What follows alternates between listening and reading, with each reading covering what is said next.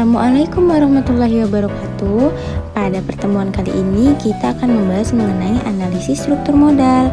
Perhatikan baik-baik ya. Menurut Joel G. Siegel dan Joy Kasim, pada tahun 1999, struktur modal adalah komposisi saham biasa, saham preferen, dan berbagai kelas lainnya, laba yang ditahan, dan utang jangka panjang yang dipertahankan oleh kesatuan usaha dalam mendanai aset.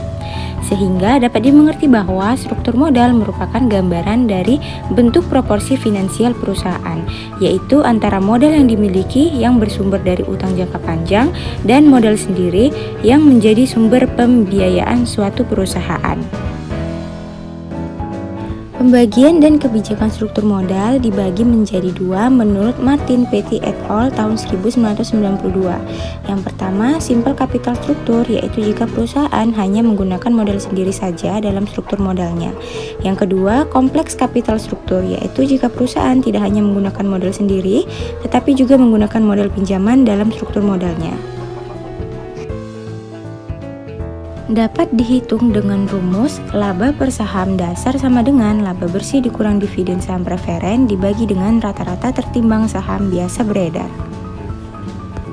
Adapun faktor yang mempengaruhi struktur modal yaitu bentuk atau karakteristik bisnis yang dijalankan, ruang lingkup aktivitas operasi bisnis yang dijalankan, karakteristik manajemen yang diterapkan di organisasi bisnis tersebut, karakteristik kebijakan dan keinginan pemilik, dan kondisi mikro serta makroekonomi yang berlaku di dalam negeri dan luar negeri yang turut mempengaruhi pengambilan keputusan perusahaan.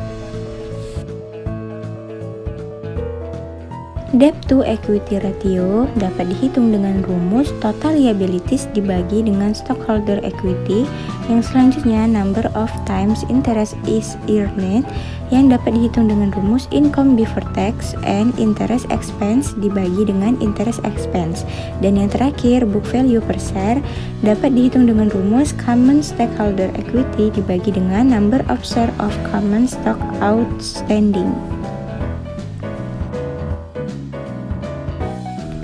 Pengertian saham, obligasi, dan right issues.